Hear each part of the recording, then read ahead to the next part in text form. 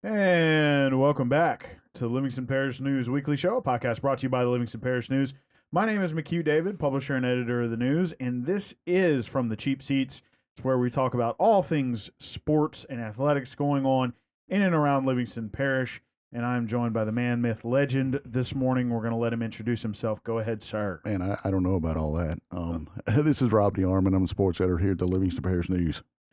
And today we've got plenty to talk about because school is back in session. Fall sports have begun. So let's roll into it. First and foremost, kind of an interesting new thing going on here. Denim Springs High School has their own athletic hall of fame. Walker started their own. Now Springfield has joined those ranks. We'll have their first class introduced this Friday. Football game, Right, correct? halftime. Tell us a little bit about what's going on there. Basically, I reached out. Coach Surpass reached out to me kind of over the summer. Just said, "Hey, we've got this thing going. We're going to start a Hall of Fame." It was something that he and former principal Spencer Harris and assistant principal John Tuning. John's now at the Prince Settlement. Spencer's now at the central office. Kind of put their heads together and said, "Hey, it'd be great to kind of do this and kind of have something to leave a lasting legacy for not only the community to see, but for the kids as well. Those current athletes will look back and say, hey, man, there's a Hall of Fame. That might be something that I might be interested in trying to accomplish during my career. So, and the other part is just trying to bridge the gap between the past and the present and the future of Springfield athletics. So they have announced their first Hall of Fame class, and I mean, when Coach Surpass sent me the list, I just kind of went, oh wow again, oh wow, it's a really good class. A lot of people that I know, people who are familiar with the area, they're going to recognize these teams and they're going to recognize these names. But I think it's a great way to kind of establish a foundation for this Hall of Fame. And with that said, I'll let you guys know who's going to be introduced, and they'll be inducted later on. There's supposed to be a banquet later on this year to formally induct them into the Hall of Fame, but they will be introduced at the game Friday against Haynes Academy at home. But their state runner-up team, the six-man football team from 1960, the 1982 and 1997 boys basketball state championship teams. Miss Mitzi Starkey, if you ever hung around Springfield basketball at any point in time, Miss Mitzi's she was always there keeping the book. Myself as a young reporter got to meet her and got to know her really well. Mark Erdy, you guys might have heard of him. Coach Mark Erdy, been there, was there forever, guiding that basketball team. Donald Anderson in football, Mr. Gary Childers in football and basketball. Ronald Cox, passed away, I believe, last summer, if I remember correctly, in basketball. Norman Piku in basketball as well, and Chantel Freeman in gymnastics. Been knowing a lot of these people for a long time, and it's well-deserved honors for all of them. Well, congratulations to all of those honorees and to Springfield High School. Congratulations on starting your Hall of Fame. And of course, this Friday, they'll be introduced, and as you said, TBD date, but there'll be a banquet later to induct them. The plan originally, when I talked to Coach Surpass, was somewhere around December, around Christmas break time, maybe somewhere like that, mid-December. I could be wrong on that, but we'll get back to you when we get that date solidified. Sure. So speaking of football games, we're here. We're here. It's week one. Yes. Not week 0, week 1. So in the spirit of things, let's start with what Springfield's got going on this Friday against Haynes King. Haynes Academy, they're coming in. They're coming off a loss there in the Jamboree. They played Grace King.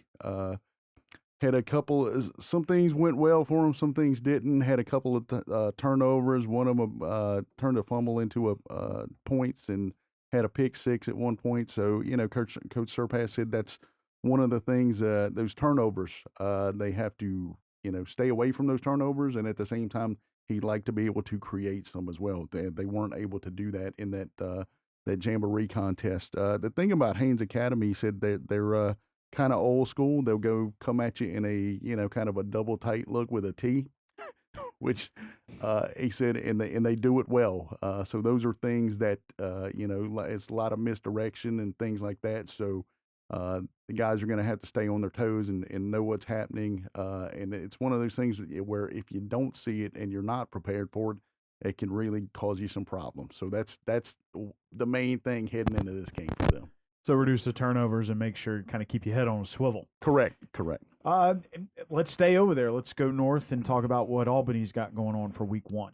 Albany is going to travel to Independence. They were able to pick up a win over Sophie B. Wright in the Jamboree. The big thing there is get a touchdown, and Sophie B. Wright comes back and scores, and Albany was able to answer, which was the biggest thing, I think, for Coach Ligore. The other part is they're going in, they're running the wing tee, which, if you've ever seen any wing tee or ever been around it, those the job that those offensive linemen have to do is key to success and key to what you're doing. So that was the big focus coming in for him. He said he really liked what that offensive line did. That's not to say everything was perfect. There were some missed assignments, and at this point, that's what you're going to have. With Independence, he was there, got to kind of scout them a little bit. They played in that first game against Barnado in the Jamboree. He said they're really similar in terms of what they're trying to do offensively and defensively, but you do give the size advantage to Independence. So that's going to be the key right there, trying to move some big guys around. Right. Battle in the trenches. Yes, correct. Going west, we'll do the easternmost west team, if that makes sense to anybody. We're talking about Walker. What's Walker got going on for week 1? Walker, they battled Denim Springs to a 7-7 tie in the Jamboree. This week they've got Ponchatoula coming in. Ponchatoula was a state runner-up in 5A last year. So a good test right off the bat. Like, when talking to Coach Mahaffey, I think it's a good test for both of these teams at this point. For Walker, he said they're kind of similar in the fact that they got some guys returning, but not everybody. Got to fill in some spots. Ponchatoula's doing the same thing, and they've got a new coach in Trey Willie, who was the offensive coordinator there for a while, so he's kind of elevated. So just trying to find out some different things and see what's going on with the programs in different spots, and it's.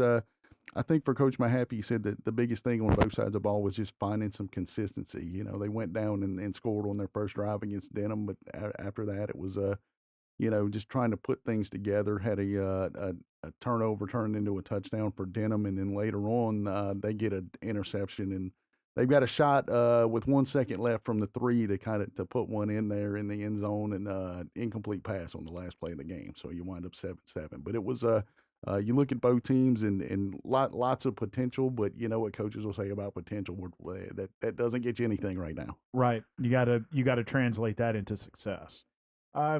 Let's talk about Denim. Obviously, probably had some comments from their end, part of that 7-7 tie in the Jamboree. And who have they got week 1? They're going to be going to Mandeville. They're going to play that game at Lakeshore High School in Mandeville. And talking to Coach Beard, right after, he said, man, we were kind of sloppy in some areas. And then, when I talked to him earlier this week, he said, I use the term sloppy. There were some spots that were sloppy in terms of, maybe some penalties and things like that. But he said, when you went back, it actually wasn't as bad as I thought it was, and for them, it's trying to, if you were there, Cam Kelly, running back, had, for Jamboree, 16 carries for 81 yards, so he kind of shouldered the load. On that first drive, he pretty much he was the guy. And just I asked him about that. I said, hey, is that something you want to do? And he said it'll change from here on out because you've got Ray McNeely there. Ray had, if I remember right, 1 carry for 5 yards all night, but he said the goal right now was to get the playmakers on the field and try to figure out a way to get the ball in both of those guys' hands so they can do what they need to do. And that's he said that's going to come with kind of growing as the season progresses. Sure. So I'm interested to see how that turns out as they travel east into the St. Tammany area. Last but certainly not least, let's go north from Denim to Watson for our final team. What's Live Oak? How'd Live Oak do in their Jamboree, and what do they got week 1? Live Oak wound up beating Hammond 14-0. The thing here is they had to endure an over 2 hour lightning delay, closer probably to 2.5 hours. One of those things. So it was kind of trying to weather that and then come out and be able to do what you need to do, but. as you can see, 14-0, Live Oak was able to do that. I know Coach Westmore, just in talking to him, he said he was really pleased with the way they were running the ball, able to get to move things around. They moved to a spread offense, but when you can run the ball well, it kind of gives you that little balance, so you're not focused on throwing the ball all the time, which is something obviously you're trying to get done.